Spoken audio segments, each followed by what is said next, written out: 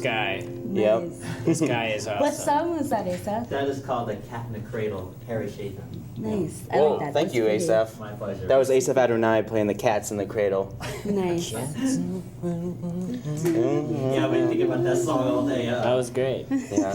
All right, we have a great show for you guys today. We have a guest on. It's Mitch Everts. Yep, from the International Think Tank at the University of Montana. He's going to be talking about the People's Bill, which is a legislative bill helping students repay back their student loans. Yep, and he'll be here to explain all that and more. Yeah. That's awesome. Yep, so first I want to start talking about what the weather is going to be like. So if you take a look at our week forecast, you get to see that it is currently 29 degrees. It was cold this morning. It was nice. It was cold. Nice and cold this morning. Yeah. It's going to be sunny today, so sun's out, guns out, boom, boom, boom, ching.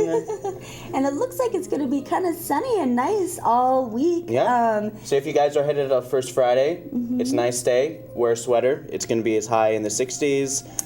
And it's going to peak out in the 70s on Monday. Yeah, there's lots of First Friday stuff going on tonight, too. And I'll have events later to tell you guys all about it. Yeah, great weather, great stuff. All sorts of great stuff. Into weekend, it'll be sunny all weekend and into the beginning of the next week. So fall weather, kind of our Indian summer, which we have. But I heard that it snowed in Helena yesterday. Oh. Yeah, in Great Falls. Doesn't it always snow in Helena? No. No. That's Great Falls. Bozeman. It always snows in Bozeman. That's Great Falls. Bozeman has snow from September to June. Yeah. But so fall is here. It's upon us. It's October. Do you like carving pumpkins, Josh? Oh God. Pumping. Cutting pumpkins. Carving pumpkins? They're fun, yeah. Carving pumpkins. Pumping my air. I'm not an artist, so my pumpkins literally look like 5-year-olds made them. But it's fun. Oh man, you gotta love cutting the pumpkins. Yeah. How do you carve pumpkins every year? Oh yeah. I always try. What's the best one you've ever carved? Oh, probably the one that probably the one time I cut a Batman. Cool. Pumpkin. Yeah. He looked like Batman, so that was cool. That's awesome. My pumpkins always have weird teeth and the eyes. One time I tried to make one winking and it just did not. It didn't work out. Well, do you carve pumpkins every year? Yeah. I try to do it at least every year, and then I save the pumpkin one? seeds. My favorite part is the pumpkin seeds. Oh yeah. I dry them out. I put them on a pan, sprinkle some salt and some garlic on them, olive oil. Of course, I put a nice layer of olive oil on all of them so the salt and the garlic powder can stick. Nice. And you dry them out. You put them in the oven. Yeah. Or what do you do? I mean, I just let them, definitely dry out. I could just kind of keep them laying around for a day or two after. Yeah, I usually like the slime. I usually try to keep them as slimy as possible. Yeah. Let's show our Facebook page. So let's show our Facebook page. If you're interested in our show and more about our show and MCAT related stuff, you can log on to our website through Facebook at Wake Up Missoula, or you can follow us on Twitter, which looks exactly the same. Sweet tweets. Sweet tweets. Yeah. Sweet tweets. And maybe we'll tweet you back. I don't know. I usually am good about that. Yeah, Scott is the one that tweets Scott everyone. Scott is the Twitter master. Yeah, I just maybe I'll get post on Twitter. Stuff all the time. Even on our MCAT Facebook page, I post a lot of great stuff. I'll show you Always a lot of great stuff. And also you can find us Missoula Community Access Television on that Facebook page, and we have our old episodes posted on there as well. We get to see what's going to be on television on MCAT. New program. And Scott, how do people get a hold of MCAT if they are interested in being a part of MCAT or wanting us to do a shoot, which is considered a media assistant grant?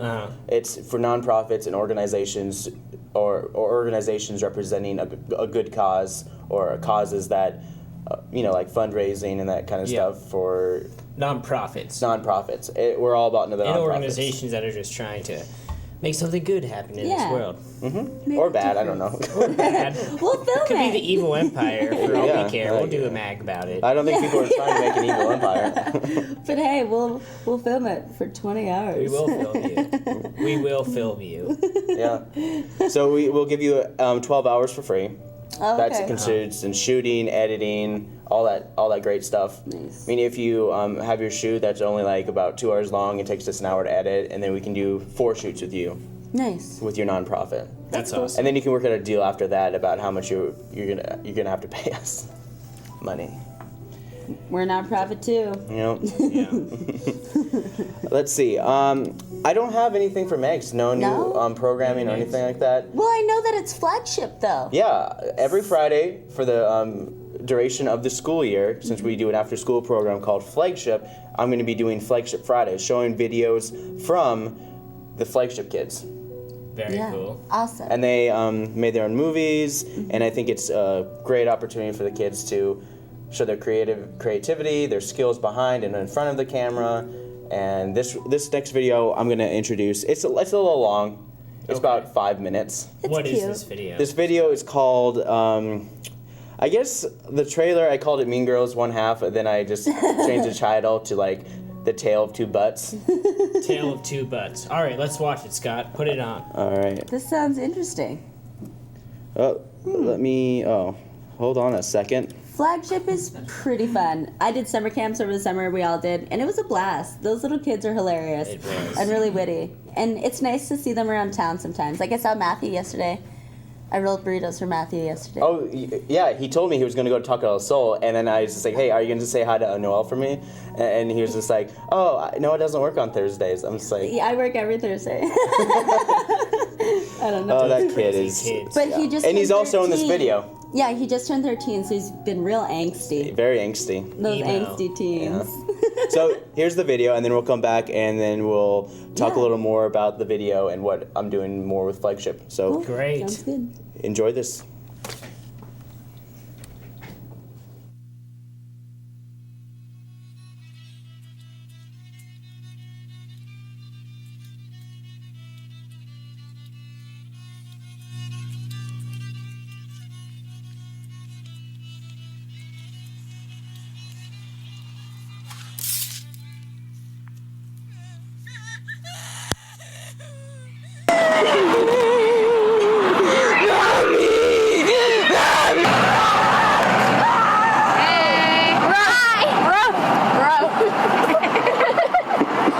That's my dog Katie. The math test today was really hard and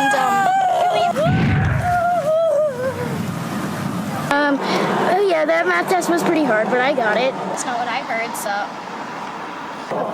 What is that supposed to mean? Well, my friend told me, Riley, I mean, she's like an information queen. That's right. And I also heard that Miss Wilson thinks you're a snot. Miss Wilson says you should go back to kindergarten. Well, why do you have to be such a butt, Olivia? Ooh! Don't forget about me!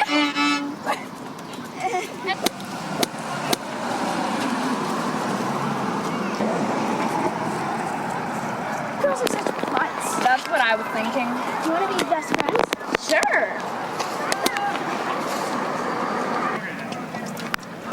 Okay, we need to get them back because they were totally out of line back there. Oh yeah, calling us butts is just, Calling us butts is ridiculous. Want to know what we should do? I don't know what we should do. What should we do? Have a huge party and invite everybody Except them. them. The day after that, we will Hi. pants them and then put it on YouTube. Oh yeah, we'll get so many hits like that. Hey, Alice. Riley, right? Yeah. That's me. Right? I was just wondering if you could get to Halloween Saturday. Maybe. But don't tell Sally though.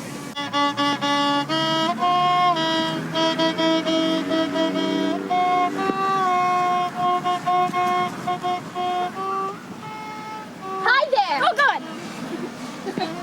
So what you doing? Just hanging out on the swing. We don't be more friends anymore. We never were friends. Anyway, I was wondering if you want to go to my party. Oh yeah, right. I heard your whole plan. Be there at my house around 7:30. And there's one little teeny tiny thing. You can't invite Alice. She's not allowed to know. Just you. I mean, come on. What she doesn't know won't hurt her, will it? She invited me to this party, and you're not supposed to know. Really? Riley told me the same thing like half an hour ago.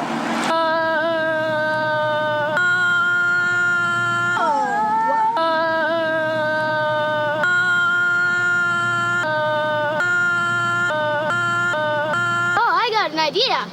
Really? What? We both go to the party together and Show them up? yeah. Oh, isn't this party great? Sure. Yeah. It's Hey guys, thank you for inviting me and Sally. It will be such an awesome party with us here. Well, we'll see you later, butts. bye, butts. I hate being called butts.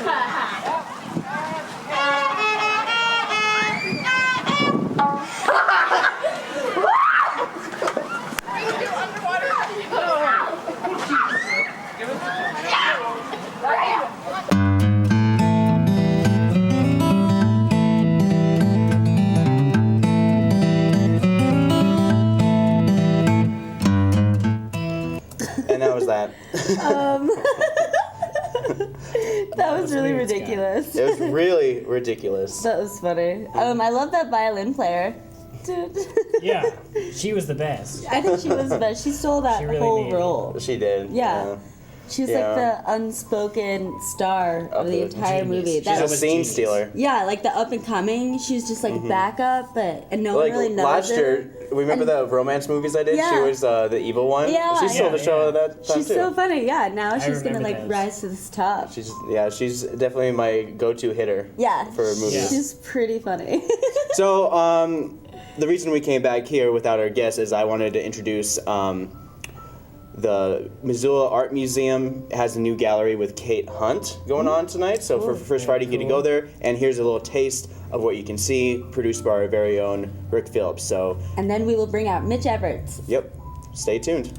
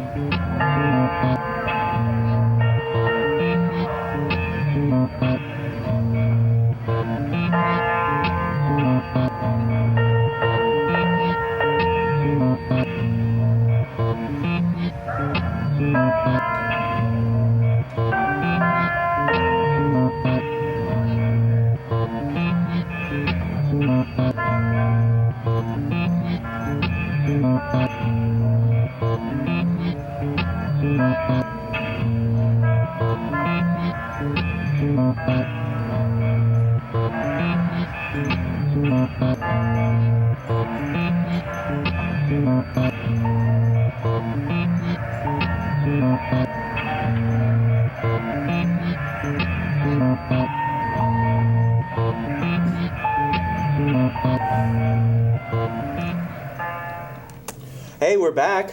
We're here with Mitch Everts. He's writing the People's Bill. Hello, Mitch. So tell us about the People's Bill. Sure. So it's an option for people to repay student loans out of a small additional income tax withholding. So a student could select between 3 and 10% of additional income tax withholding to pay down their student loans. So the average student loan debt in the United States is about $30,000, but the average salary of a college graduate is about $45,000. So a student paying down those loans with an additional 10% of income tax withholding could repay $30,000 in student loans in around 8 years if they selected 10% of withholding. But they could also choose to select the lower percentage of withholding. At 5% would be around 16 years, and at 3% would be around 30. But the average repayment terms now are 12 to 30 years. Right. So it gives students an option to potentially shorten their repayment terms significantly. Cool. I mean, who do they have to talk to get these reduced? Who can help them, help with their financial security and help pay off their student loans. Because a lot of times when you go into college, it's like it's fun. You don't really think about that kind of stuff. Right. People really don't think about paying off their debts until they get in debt. Yeah. So a lot of times they're not in debt when they first go to college, and then boom, it's like, oh, I didn't know I had to pay $30,000. Yeah. Right, well, that's a great question. So what it would be is an additional form that your employer and you file upon gaining employment. And that's the benefit of it, that it's inherently contingent on employment. So people that may have not wanted to go to college because they would have $30,000 of debt hanging over their head have the option to do so now and repay it through a mechanism that is relevant and relative to their salary that they are receiving in a given year.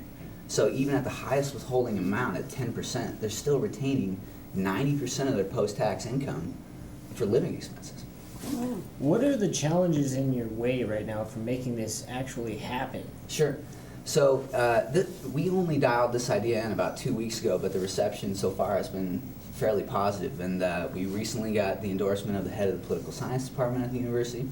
But it's in front of the right people, and we're trying to get it vetted by the appropriate parties so that we can make it a viable option for students. But in the very near future, it will be probably sponsored by some legislators either here in Missoula or out of Helena. Wow. So tell me about this think tank. How did you guys actually come up with this idea? Sure. So we're a business and education-oriented think tank, and we care a lot about issues like these, but we also have several joint venture projects with companies in the local Missoula area. And we just want to do anything that we can to help expand access to higher education and to help develop local startup companies. Right. I mean, like, a lot of ideas come from necessity, and this is a great thing. And Sure. I mean, like, this is another necessity that students can rely on. But the cool thing about it is that you mentioned that it was an option. Could you expand a little more on that? Sure. So that is a key point, that this is an option to repay your student loans. It does not propose eliminating current student loan issuing mechanisms or repayment options, but provides people the opportunity to pay back the student loans out of an additional income tax. Nice. And who's this geared for? Who's this targeted for? So it's targeted for everybody, but there's a few key benefits, right? So a non-traditional student, like a mother or father going back to school for an initial or supplemental degree, would be encouraged to do so because their repayment of those loans would be contingent on their employment. And then students right now, like us, are coming out of college with an average of $30,000 in debt, and we would argue that the psychological burden of student loans could be lessened if people knew that it would be just a set percentage out of their income tax withholding, which is relative to their income. All right. So That's awesome. we were talking a little bit beforehand, and I think what a lot of people want to know is what are the benefits of this for the state? Sure. So that's a great question. There's a few key benefits from the state and the federal government's perspective, right? If 0.01% of the people without college degrees right now in the United States, which is 208,000 people, go through this program and increase their salaries from the average of those without degrees, which is 28,000, to the average of those with degrees, which is 45,000, they move from the 15% federal income tax bracket to the 25% federal income tax bracket. And in the state of Montana, you pay 6.9% of state taxes if you make more than 18,000 plus an additional $620. But from the federal government's perspective, 0.01% going through this program, their tax revenues received from those individuals over 30 years would increase by $44 billion, meaning if 1% went through the population, it would be an additional $4.4 trillion. And from the state's perspective, it would increase administrative costs for the Department of Revenue because there's more administrative work to be done. But if only 5,000 Montanans go through this program right now and increase their salaries from those without degrees on average in Montana, which is 23,000 to 33,000, their tax payments over the course of 30 years, revenues received by the state, would be over $70 million. So it would far outweigh the administrative costs that would be necessary to implement the program. What about those people who think we're already overtaxed? Right, like there's the people who just say, okay, what's the catch? Sure, great question. So those who would say that, okay, it expands government, the role of government in people's lives. It is your choice to pay your tax dollars for this program. So it's not shoving it down anybody's throat, and the people that end up paying the additional taxes for this program end up financing the additional administrative costs that would be necessary for the Department of Revenue. So in a way, it's kind of like if you start like life insurance, it's kind of like pay off your debt insurance, kind of. That's right. Yeah. So are taxpayers who did not go to college, are they paying into this at all? So when the program is implemented initially, there's going to be costs for increased administrative expenses for the Department of Revenue particularly, right? But those costs in a short period of time are completely irrelevant. Right. Because They would of never outweigh because of the amount of money that the state will receive over the long term from those who increase their salaries to those with the average of a college degree. Yeah. How many years are we talking, like long term? Well, the longer the program is implemented, the more people that go through the program, the more revenues will increase. But the longer period of time to analyze the data, the more effective we will be able to really see how well the program is doing. Right. And you just got a letter from the Department of Revenue, right? Yes, so I requested an assessment of the viability of the legislation, and the long and short of it is that it would increase administrative costs for the Department of Revenue, but it would just be an additional form that you and your employer have to file where you select the amount of withholding that you'd like to choose. Cool. So before we go, where can people find more information about this? Sure, so they could go to thepeoplesbill.com and check out the framework, and we really would appreciate people's feedback. We're trying to get it dialed in as effectively as possible, or they can follow us on Twitter at thepeoplesbill. Nice. Great. Very nice. Well, is there anything else you'd like to say? No, I really appreciate you having me. Yeah. All right. Well, thanks for joining us. Thanks, Mitch. We'll be right back. We have some PSAs from the election office, so they're going to be talking more about elections because it's coming up in November. So It is. get 4 out weeks the- away. 4 Yep. weeks away. And they're going to show you how digitally you can utilize the website, the election website here in Missoula. So here's a little PSA about that.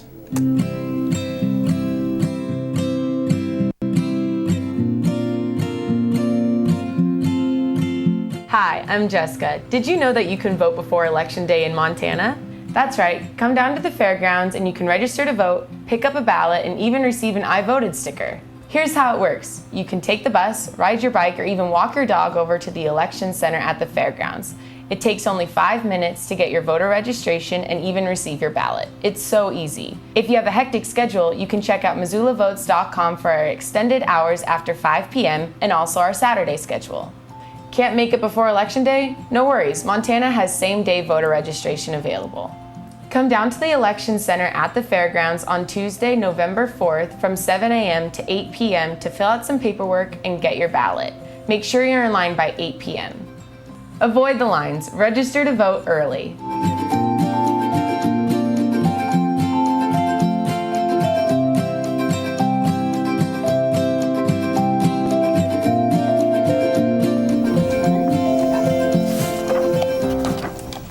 Hey, we're All back. right. Cool, right? That was really cool. Yeah. Thanks for bringing that guest on, Yeah, Noel. of course. Yeah, he's friends with some of my friends, but that would be so wonderful if that like actually got implemented, and it would just be like so less stressful, you know, like out of sight, out of mind, just comes out of your income tax, and you just don't have to worry about it. Well, there are a few questions like, does it come out of my income tax if I Yeah. don't go to college or something like that? No. The purpose of what he was talking about is that it's an option for you Yeah. to pay a certain percentage of your income from the job that you're currently holding. Yeah. So it's just like, wouldn't be- you know how you when you sign the form when you're Like applying, your when you're doing your W-4, job, yeah. W-4, But and then W-2, you yeah. 1 dependent, 0, you know, money aside and all that kind Right, of stuff. right, right. Yeah, it would be like that that. would be part of that option. Okay. It has Yeah. nothing to do Okay. with everybody. That makes sense. It's Yeah. the individual case. It's a case by case basis. So it Yeah. has nothing to do. So if I do it, it won't affect you. That would be awesome. That Yeah, seems like wouldn't an that be awesome great? plan. Yeah. Yeah, I think so too. Good luck to you, Mitch. Good luck That'd to be you, awesome. Mitch. Yeah. Seriously. Okay, That guy's so got what a are lot we of talking good- about? City council. What do you- Okay, what are we talking about? All right, so what are we talking about? We're talking about city council. You guys need to calm down. Calm down. You're rushing me, Scott. You're Yeah. rushing me. Leave All Josh right. alone. All right, so Josh, I was just ease into about it. We're okay. 25 So minutes in the show. 25 minutes And left. it's We better first get this Friday, in. and she has lots of stuff to talk about. There is a lot of stuff. It's to not talk too about. much. I mean, it's not crazy, but it's. All right. So, let's talk about community forum here. Basically, it's an update on the mountain water acquisition. Oh, perfect. Yeah. Good. Yeah, it's a pretty serious It subject is. around these parts. And basically, Mayor John Engen explains why we are so committed to fighting this fight. So let's listen to Mayor John Engen. Based on what we have learned through public documents is that ratepayers in the city of Missoula are today sending better than $2 million a year to California. That's money that would not be spent on this system. It's money that if the city of Missoula owned this system would be reinvested in the system. And we're more than happy to continue to fight this fight because we think both in the long and short term it makes nothing but sense. Scott and Tasha are going to talk a little bit about where we are with our efforts to have conversations that are productive around continued employment of mountain water employees with the city of Missoula. We're going to talk a little bit about experts and where we are today and some of our due diligence work. And we'll talk about whatever else may be on your minds. So with that, I will turn it over to council. All right, so that's Mayor John Engen talking about, hey, what's going on here in this trial here that we've got going on. Crazy. That is Water crazy. trial. So one of the lawyers, Tasha Jones, the female lawyer, she's going to talk about her experts' findings of Missoula Water Company, Missoula Mountain Water Company. So if you notice in the background, when you guys take a look at that, the other side is there. Ooh, are the three in the back? That's the three in the back, yeah. So when you guys watch this, the three in the back right there is the other side of the law. Ooh. Yeah. So at any right. rate, let's listen to Tasha Jones talks about her expert findings. Let's listen to this. And working with experts from HDR. HDR is an engineering firm, and these are expenses that would have been relevant whether we were engaged in a negotiated sale. It would be part of a due diligence process or to assist us in assessing the value for our condemnation proceedings. We began negotiating for this. It's expected. Everyone knew that this would be a part of the process one way or another. It's necessary for us as a city to have hands-on experts evaluate the actual condition of our water system, whether we're taking it by condemnation or whether we're purchasing it through a negotiated sale. It has been extremely difficult to get this process negotiated with out-of-state counsel. And so when we're talking about things like attorney's expenses, I had 30 emails on one issue within an hour today trying to get this inspection accomplished. So everything has been difficult, more difficult than it perhaps should be. Now, I say that with respect to our co-counsel in the room with us, our local counsel from Garlington. These folks are people we work with in cases all the time, that we respect them. They are good lawyers, they are reasonable lawyers, and so our comments are not directed to them. Okay, so let's take a pause there. Okay, so that's good that she says, respects the other side, Yeah. but also down with the other side. Down with the other Pretty side. much, yeah. Yeah. We want our water. Come on. We want our water. Be compassionate. That's my one thing is that money clouds compassion. For sure. I feel like. For sure. Yeah. And it's basically, so, the city offered Mountain Water $67 million to buy their company, whereas this other company, Algonquin, offered $337 million. So that's a lot of more money. Yeah. That's a lot of money. That a lot we don't more have. money. Yeah. That we don't have. But, let's take a look at what Scott Stern, our other lawyer, has to say. Our other lawyer. I shouldn't say our other lawyer. The city's other The city's lawyer, lawyer has to say about the infrastructure of our dam system. Let's listen to Scott Stern. And I mean, when I say dam, I mean dams. Like dams, Dams. not Like a dike, something that holds water in. Yeah. Really? Okay, anyway, let's just play the clip. On Monday morning, experts from around the country convened here in Missoula to start looking at the above-ground assets of mountain water. There are plenty of pictures that we will show you at various times today. Tasha's going to talk about some of the pipes and pump houses and the like. I'm going to talk a little bit about the assets perhaps that you don't think about all the time, and that is that Mountain Water owns a number of dams. If you were to drive right now up to the top of Duncan Drive, it terminates there in a cul-de-sac.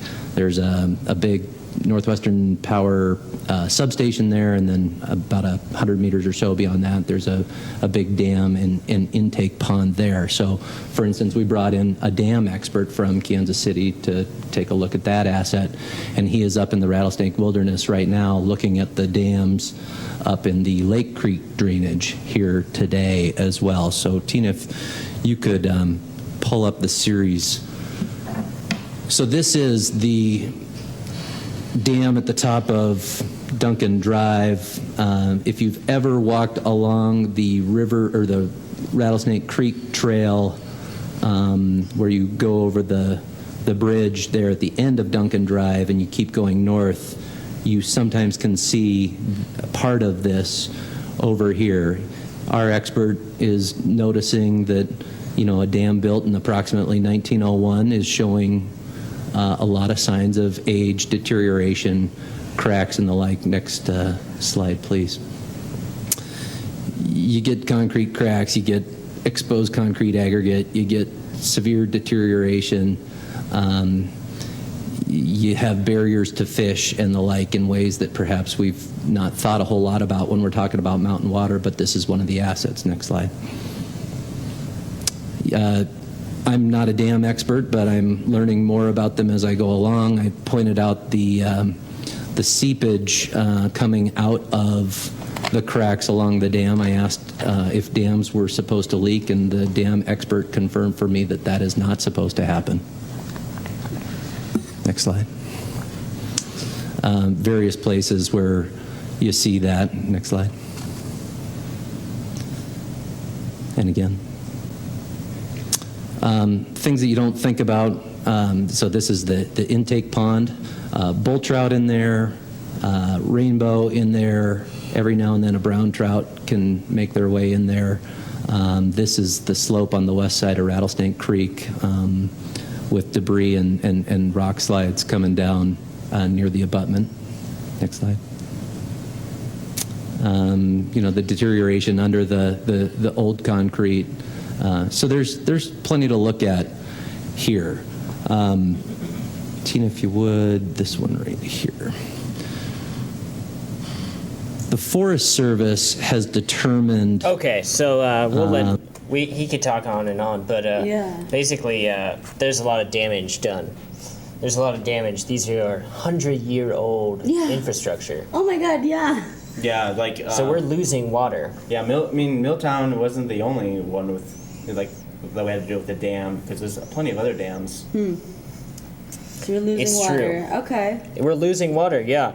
And so what does that mean? So that means we're not getting all of the water that we're paying for. Oh. We're paying California $2 million a year for this water that we've got. And we're not even, the infrastructure is set up so that we're not even getting all of the water that we're paying for. So. No. At any rate, I'm going to jump way far ahead in my slot of sound bites, and I'm going to put Alex Taft on. He wants to speak about the public on the optimism. Okay, so basically this Algonquin corporation is about to buy Mountain Water. So, but it's really far out there. They may not be able to purchase it at all. Really? So I'm going to let Alex Taft talk about that. Okay. Thank you. And thank you for your presentation. You've mostly talked about the difficulties you've encountered in carrying out your service for us. But I would like to speak to the public who may be listening on TV right now and express my optimism on how we are moving forward in the anticipated way we thought we would. We've heard from Carlisle that they will not sell it outright to us on an offer we've made.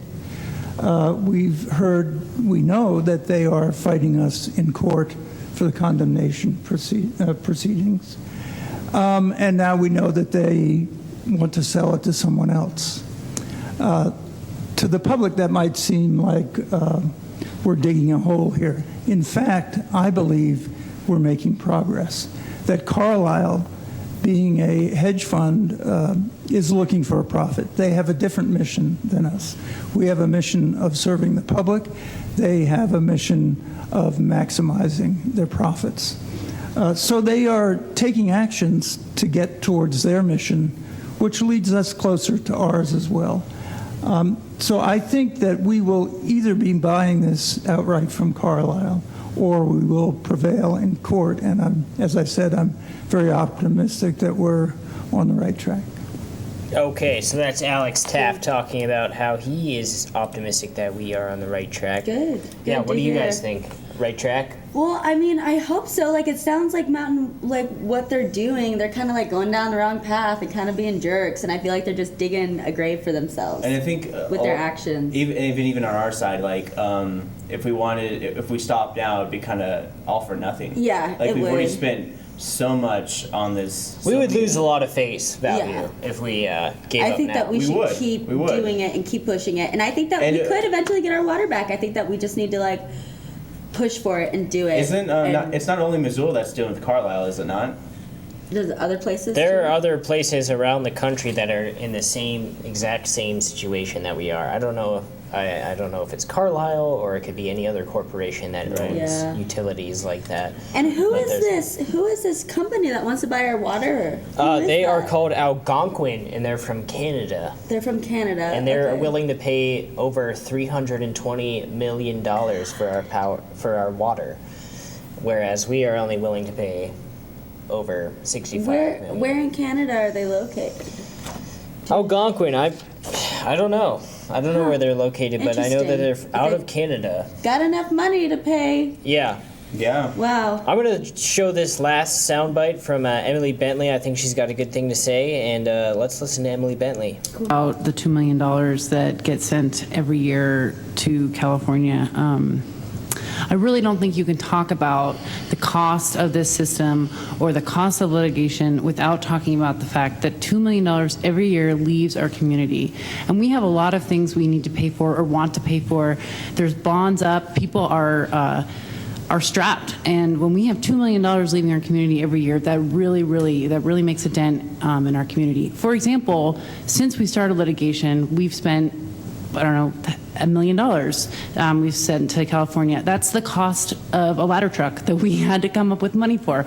All this money comes from our community, and when it leaves, it doesn't come back. And so I don't think we can talk about the cost of the system and the cost to taxpayers or ratepayers without talking about the $2 million that are leaving Missoula every year.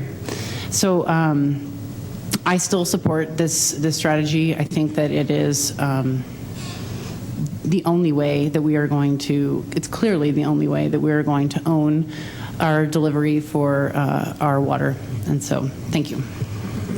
All right, so that's Emily Bentley kind of closing out the argument for me. Yeah. I think she makes a good point there. I mean, before anyone else says anything, I think we're all on the same page. We all want our water. This would be basically just a discussion of us agreeing that we should have our water. Yeah, I think so too. Yeah. And I just want people to go home and think about it, rather than one of us playing devil's advocate. Yeah. Like say, oh, it's from.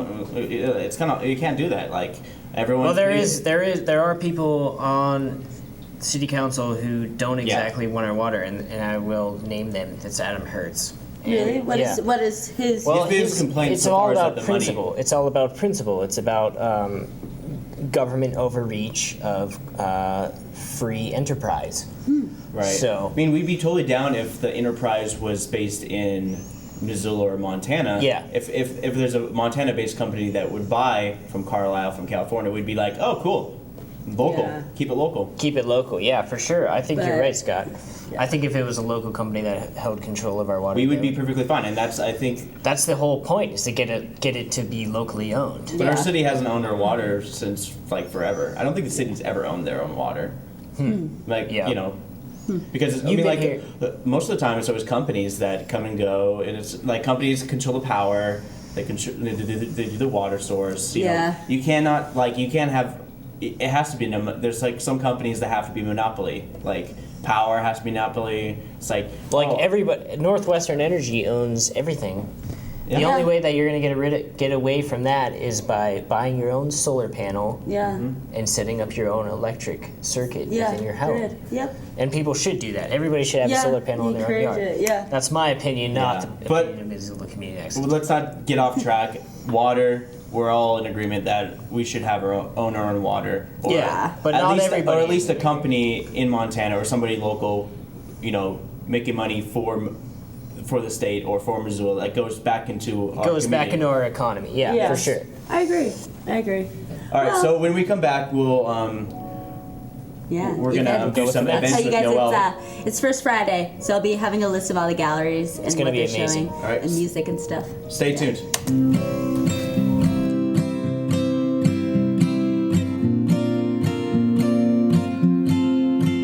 Hi, I'm Jessica. Have you moved in the past year, or are you curious to check out your voter information? Well, now you can. My Voter page is the Secretary of State's voter access portal where you can check out your voter information. Go to MissoulaVotes.com. There you can see the My Voter page portal. Here you'll see that I am an active voter. If you have a different voter status, there'll be information on how to contact the elections office to make you an active voter. If you've been identified as an absentee voter, you'll see this important notice at the top of the screen. After you turn in your absentee ballot, you'll be able to track your ballot as it goes back to the elections office. If you're not an absentee voter, you'll be able to see the location of your polling place as well as a map and how to get directions. When ballots become available, you'll be able to view a sample ballot for your precinct. Be sure to check out your My Voter page to make sure that all the information is correct. If you find any incorrect information, be sure to contact the Missoula County Elections Office before Election Day.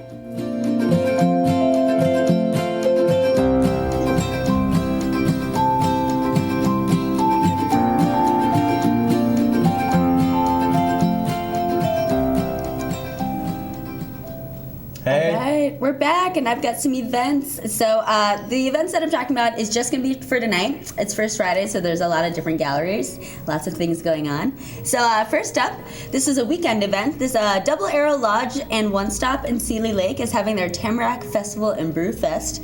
This sounds like fun. I don't know if anyone has ever been to Double Arrow Lodge, but it's really wonderful.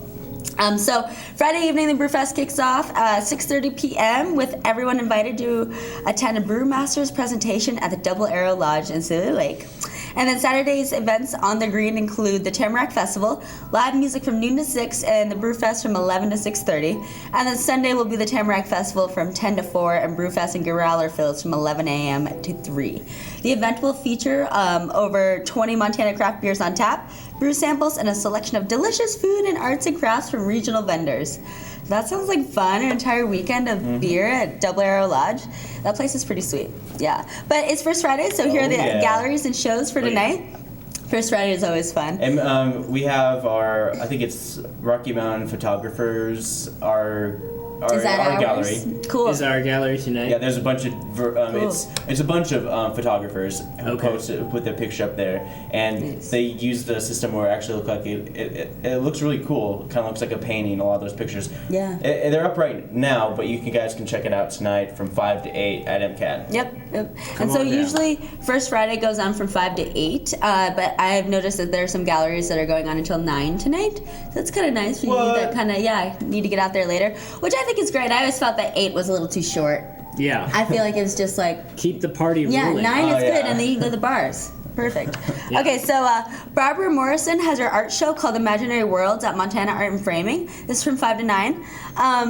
So it's paintings and mixed media sculpture. It is informed by myth, folklore, and dreams, and many of the pieces are done using traditional fiber techniques from different countries and using cast-off or recycled materials. Yeah, so kind of whimsical, dream-like.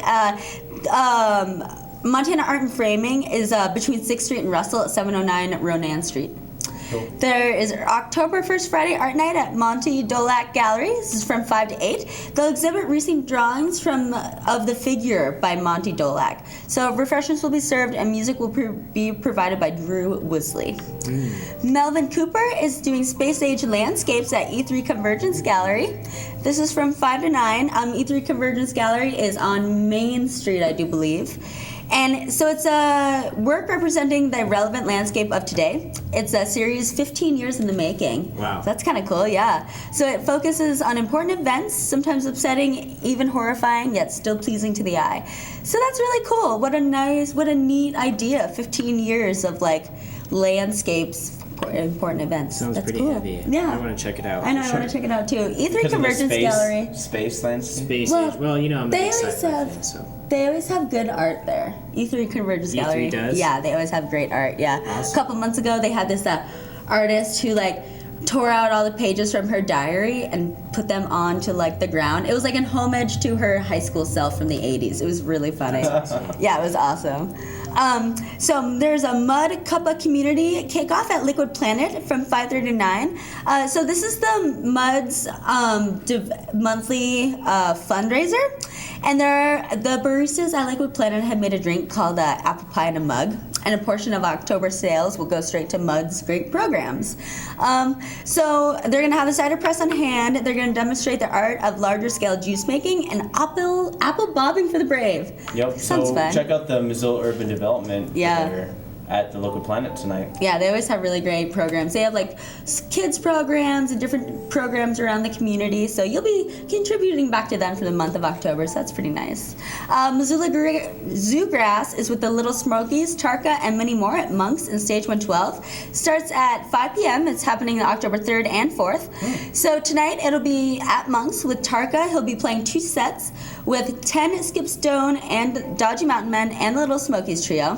Wow. So that'll be fun, yeah. And then October 4th at Stage 112, it'll be a picking circle hosted by Little Smokies, the Moonshine, Tarka, and then Little Smokies will play again. Those Little Smoky boys, they are famous. They're hopping. They are. Oh, yeah. Hot. Yep. They are. Hot. There's Zeppa Montana, all sorts of great local bands. You know, there's 3-Year Dog. 3-Year Dog. 3-Year Dog will be at the right Union, yeah. 3-Year Dog getting a lot of shows too. Now I'm on the spot. I can't think of all these names of all these local bands. Ted Ness and the Revelators. Hunter and the Gatherers. Yeah, Hunter and the Gatherers. They're good. Yep. Boys. They're fun. Boys. Shakewell. Is Shakewell still around? Yes. Do they all? The Hasslers are moving. Yes. But they've been moving for 4 Seattle. months now. Oh. They've been trying to move to Seattle for 4 months, so it's. Yeah. I don't know. It's an ongoing process. Moving to Seattle to become famous. Yeah. Wow. Sweet. All right. Yep. Go with it. Roll. So Amanda Browder's Rapunzel is going to be a public installation at the Missoula Mercantile. I saw a picture of this, and what it looks like is a bunch of fabric coming out of a huge window. So it's a large-scale fabric sculpture. It's called Rapunzel. It's going to be South Corner Missoula Mercantile Building from 5 to 8.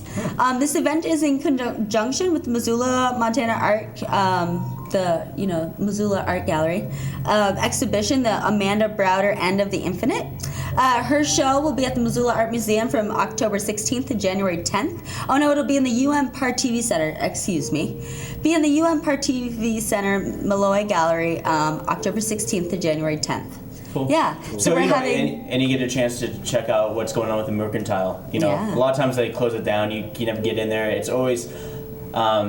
Once every other 3 or 4 months, it's tri-monthly when you can get inside the Mercantile when they have some kind of event going on there. Yeah. But, I've never been in there. Is it pretty sweet? Yeah, they tore down all the new school stuff from the Macy's and the Bond when it was that. So it's all the original wood and stairs. And Cool. So it looks really neat in there. Yeah. But still, it looks like it's constantly renovating. Yeah, of course. There is a First Friday show at Guild Mortgage Gallery. Guild Mortgage is located at 1001 South Higgins Avenue next to Rockin' Rudy's. This is from 5 to 8 p.m. And they're going to be displaying work by artist Shanae Murphy's for the location's very first Friday event. So that's exciting.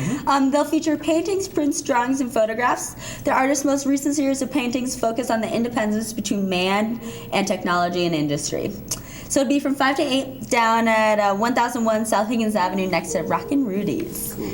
Yeah, there's a First Friday at Brand Impact and Exit 360 Creative. This is Purnell Gunpowder Artist displays his collection of smoky, explosive, abstract, and striking works at 334 East Broadway.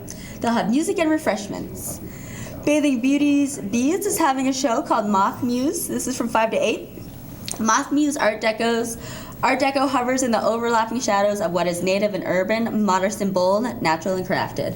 Awesome. That sounds fun, yeah. Bathing Beauties is the bead store up on the Hip Strip on Higgins. Pretty fun. There's a Wind and Bones art exhibit at Radius Gallery. This is from 5 to 8, and it's a group show. It's a collective group show. So over 20 visual artists responded to the idea of Wind and Bones, a phrase used to describe the poetry of Montana writer James Welch. That's really cool. And then so on October 10th at 2:30, a local literary will read Welch's poetry with an open mic at the end. So go check out this exhibit of over 20 visual artists. That's pretty cool. Yeah. Primrose Montessori is having an art show at Betty's Divine starting at 8 p.m. and it goes starting at 5 and it goes until 8. The artwork of the Primrose Montessori School is entitled Up and Down, Over, Under, This Way, and That. And so it's going to feature bright colored paper, lovely yarn, and thread weavings, which is adorable. These are like little babies making art. How could you not want to go look at that? And then at 6:30, John Schnick will be playing live bluegrass on his mandolin. There'll be wine and grape juice for the little ones, as well as Bernice's goodies. So that's at Betty's Divine, up on the Hip Strip.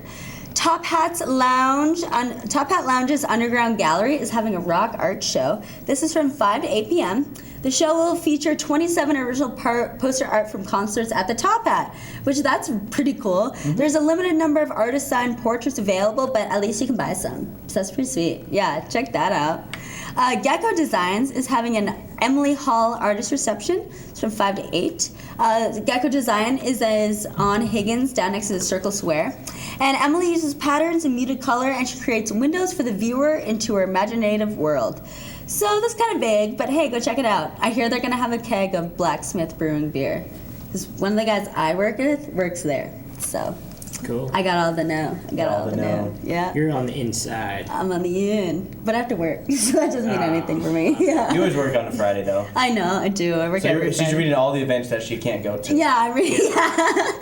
So, but if you guys are hungry, come into Taco del Sol downtown on Higgins. I'll make you a burrito or two. And Union Club always has some kind of band. Yeah. No. Yeah, Union Club has got. So I've got it. I've got it down further. Let me tell you. I was gonna say Old Post. Old Post always has a band playing in the background. They usually do. They don't put it on. They don't post it on, but it's always in the background behind Wardens and behind. Yeah, the Old Post in that parking lot. Yeah, so they might have something. Check out behind the Old Post too for more music. They usually do. Whenever they do, it's so much fun. Yeah, because you're stuck in a taco and you're like, no. I know. Well, sometimes I'll take breaks and I'll run across the street and dance for a few minutes and run back to breaks. Yeah, my job is so great. They let me do that. I gotta take a dance break. Yeah, I'll be back. I need to be back. I'm stressed out. No. A Night of Veteran Art is at the Missoula Vet Center on 500 North Higgins Avenue. It's from 5 to 8, and the venue will display artwork done by local veterans, many of them picking up the brush following combat deployments. So it's probably going to be a pretty heavy, emotional show filled with, a lot of emotional artwork. But I think it's good to support our community veterans, and we had our veterans on Wednesday, and that was awesome. Yeah. So go out there, support our community, support the veterans. I feel like that would be a really, really good one to go to. So a Night of Veteran Art at Missoula Vet Center, 500 North Higgins Avenue, 5 to 8. The Roxy has a movie tonight called Walking the Camino. There are 2 screenings at 5 p.m. and again at 7. It must be all weekend because it says each day. So the director, Lydia Smith, will be conducting Q&As after both screenings on October 3rd and October 4th. The movie is about a woman and others' experience while walking the ancient pilgrim path, the Camino de Santiago.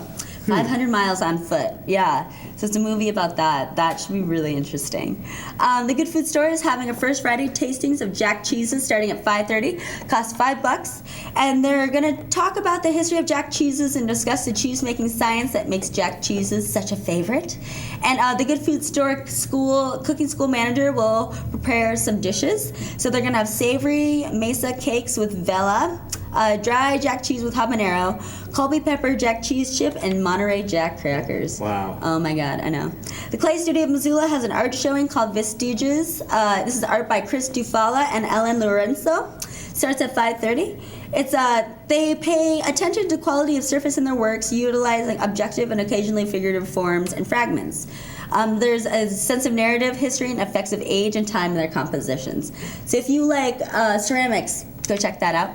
At Frame of Mind, there's Spectacular First Friday Art Show. This is from 5:30 till 9. Features the digital artwork of Joseph Michael Harris, who is a digital painter here in Missoula. He will showcase the best of his creatures, monsters, and demented characters. They will be providing beverages and light snacks, and they will be having their First Friday sale at 10% off of all the merchandise in the store, but not the artist's works. Get you in the mood for Halloween. Yeah, it should be fun. The Union Club has traditional Irish music going on during their happy hour today. Music starts at 6. You'll hear jigs, reels, hornpipes, waltzes, and songs. That'll be fun. And then so along with the music, Walking Corpse Syndrome, Arctotus, and Ironwood play at the Dark Horse at 9. The Olsen Brothers play at the Sunrise Saloon at 9. 3-Year Dog plays at the Union Club at 9. Elk Beats Takeover with Eshone is at the Badlander at 9. Dirt Rose with Kevin Van Dort is at the Palace at 9. Magpie's CD release show is at the Real Lounge at 9. And J Boog is at the Top Hat at 10 p.m.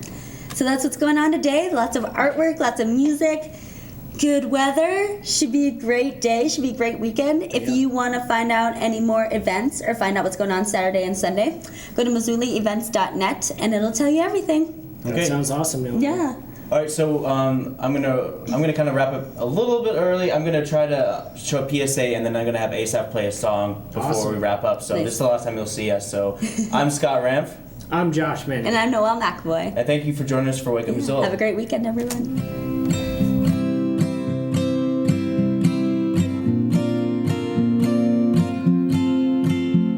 Hi, I'm Jessica. National Voter Registration Day is on September 23rd. The Missoula County Elections Office will be hosting an event at the University of Montana. From 10 a.m. to 6 p.m., come get registered to vote, look up your voting information, practice voting, and get an I'm Registered to Vote sticker. Millions of people will vote this year. Will you? Register to vote on National Voter Registration Day.